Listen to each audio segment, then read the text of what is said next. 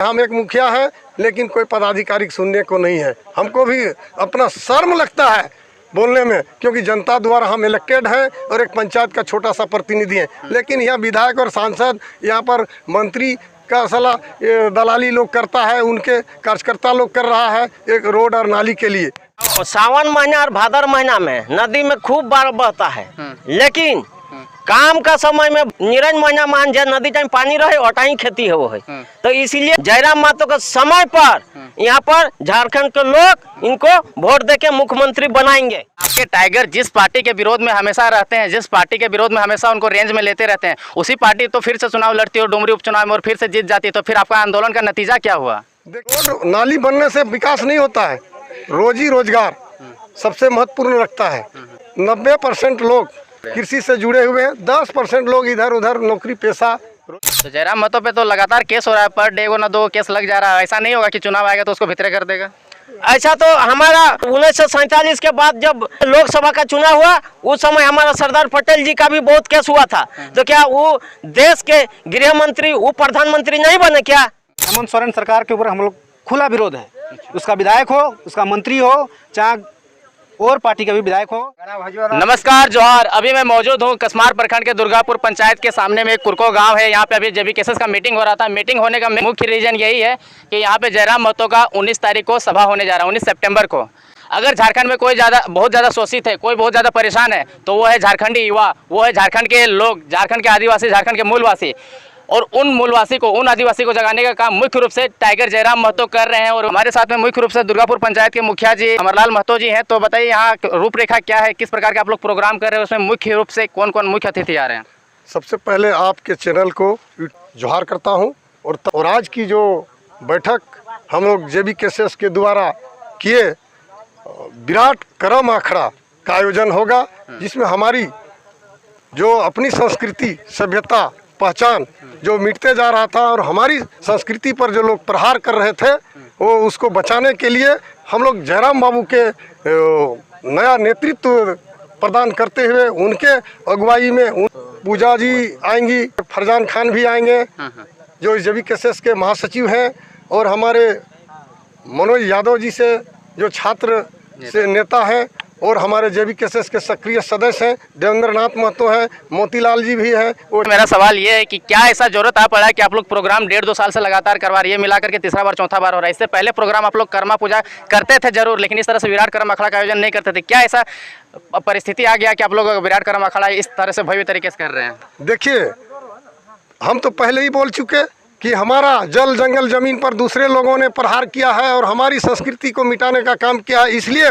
हम अपने लोगों को और अपने जो युवक युवती जो है, युवा वर्ग, नए वर्ग, जो पढ़े लिखे जो हमारे हैं, जो स्टूडेंट, छात्र, उन लोग हमारी संस्कृति को, हमारी विरासत को बचा के रखे और उनको हम लोग वहाँ तक संदेश देने का काम करेंगे। आप लोग बोलते हैं टाइगर दा जगाने का काम किया, लेकिन आपके टाइगर जिस पार्टी के विरोध में हमेशा रहते हैं, जिस पार्टी के विरोध में हमेशा उनको रेंज में लेते रहते हैं, उसी पार्टी तो फिर से चुनाव लड़ती है और डुमरी उपचुनाव में और फिर से जीत जाती है। तो फिर आपका आंदोलन का नतीजा क्या हुआ? देखिए, हमारा जो पार्टी है, किसी की मृत्यु से नया मैंने पारी शुरुआत नहीं की जाता है। हमारा अध्यक्ष का साफ कहना है कि किसी की मृत्यु हुई है और उस खाली सीट से हम शुरुआत नहीं करेंगे, क्योंकि वह कहीं ना कहीं 1932 के लिए सदन में भी लड़ते थे। उस नेता जो आज हमारे नहीं रहे हमारे बीच में, स्वर्गीय जगन्नाथ बाबू। सिंपैथी के नाम में वोट चुनाव नहीं ना कर सकते। अगर वैसा रहे तो फिर तो सारा दिन कुछ ना कुछ परिस्थिति बनता रहेगा, तो फिर वही हाल हो जाएगा। देखिए, कहीं न कहीं हम लोग आंदोलन किए, आज आंदोलन का परिणाम है। आप लोग जयराम महतो कहाँ तक ले जाना चाहते हैं? 1.5-2 साल से लगातार सभा कर रहे हैं, स्कॉर्पियो में चढ़ के हीरो टाइप से भाषण देते हैं और हजारों की संख्या में हुजूम जुटता है, लेकिन रिजल्ट क्या आता है? पहले एमपी का चुनाव गिरिडीह लोकसभा क्षेत्र से लड़ेंगे, उसके बाद जब विधानसभा चुनाव आएंगे उस समय पूरा झारखंड से उसका कैंडिडेट खड़ा रहेगा और पूरा झारखंड में वो अपना कैंडिडेट देंगे। आपका संगठन कमजोर है, दूसरा पार्टी का देखेगा तो लोग का बूथ एजेंट रहता है, अध्यक्ष रहता है और तरह तरह का पद बांटा हुआ रहता है, लेकिन आपका वैसा कुछ संगठन मजबूत विस्तार किस प्रकार से हुआ अभी तक? सावन महीना और भादर महीना में नदी में खूब बाढ़ बहता है, लेकिन काम का समय में माने निरन महीना में जो हम इनकर देहात कहे लगे निरन महीना मान जे नदी टाइम पानी रहे ओटाई खेती हो है। तो इसीलिए वो सब हम लोग नहीं, जयराम महतो के समय पर यहाँ पर झारखंड के लोग इनको वोट दे के मुख्यमंत्री बनाएंगे। यहाँ के लोगों का कैसा समर्थन मिल रहा है गोमिया विधानसभा क्षेत्र का? गोमिया विधानसभा क्षेत्र में पूरा जहाँ जहाँ सभा कर रहे हैं, अगला जो लोग बोल रहे हैं जो कमेटी है, बूथ कमेटी है, पंचायत कमेटी है, जिला कमेटी है, लेकिन उन लोग का कमेटी का भीड़ देखिए और हमारे जयराम महतो का कमेटी का भीड़ देखिए। अच्छा, मतलब जयराम महतो कैंडिडेट देंगे, कैंडिडेट कौन होंगे? जयराम महतो खुद लोकसभा गिरिडीह लोकसभा क्षेत्र के कैंडिडेट होंगे। और विधानसभा में? विधानसभा में उस समय पूरा क्षेत्र में, पूरा 81 क्षेत्र में और छोटा दल के साथ यदि बात होगा तो वहाँ से मिल के और पूरा 81 सीट पर जयराम महतो लड़ेंगे। तो जयराम महतो पे तो लगातार केस हो रहा है, पर डे को ना 2 केस लग जा रहा है। ऐसा नहीं होगा कि चुनाव आएगा तो उसको भितरे कर देगा? ऐसा तो हमारा जो इस 1947 के बाद जब माने लोकसभा का चुनाव हुआ उस समय हमारा सरदार पटेल जी का भी बहुत केस हुआ था। तो क्या वो देश के गृह मंत्री, वो प्रधानमंत्री नहीं बने क्या? मतलब पब्लिक का सिंपैथी रहेगा उनके प्रति? पूरा पब्लिक का सिंपैथी। आपका उनका सभा देखिए और दूसरे नेता का सभा देखिए। बीते आप अभी सिल्ली क्षेत्र में भी गए थे हमारे जयराम महतो और वहाँ सुदेश जी का भी प्रोग्राम देखे।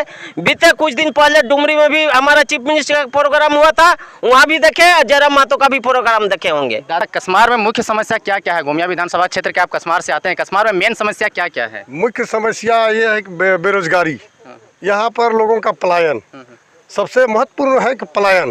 रोड नाली बनने से विकास नहीं होता है, रोजी रोजगार सबसे महत्वपूर्ण रखता है। हमारा कृषि क्षेत्र है, कसमार प्रखंड 90% लोग कृषि से जुड़े हुए हैं, 10% लोग इधर उधर नौकरी पेशा रोजगार। दादा, सुन रहे हैं कि यहाँ पे 6 लाइन 4 लाइन गुजर रहा है, तो बहुत सारे लोगों का जमीन यहाँ पे जा रहा है, तो लोगों को उचित मुआवजा मिल रहा है कि नहीं मिल रहा है? नहीं मिल रहा है। ग्राम सभा से निर्णय लेना चाहिए। ग्राम सभा मालिक होती है कि जो भी गांव के लोग ग्राम सभा में जो निर्णय लेंगे सामूहिकता के साथ वो निर्णय को स्वीकार करना होगा, केंद्र सरकार को भी और राज्य सरकार को। क्योंकि ज़मीन लोग हमारे पूर्वज उसको खेती जोग बनाया और खेती जोग ज़मीन को रोड या फिर आपका रेलवे 2 लेन 6 लेन में जो बनाया जा रहा है, ये कहीं न कहीं ये हमारा विकास का पहिया नहीं है। काहे कि रोड तो बना हुआ है वर्तमान में, ये उद्योगपति और पूंजीपति के लिए ट्रांसपोर्ट का रोड बना है। कसमार प्रखंड में जो प्रशासनिक व्यवस्था है या फिर जो भी व्यवस्था है वो सुचारू रूप से काम कर रही है या फिर यहाँ भ्रष्टाचार वगैरह सब कुछ कंट्रोल में है? कोई सुचारू रूप से काम नहीं कर रही है, भ्रष्टाचार चरम सीमा में है।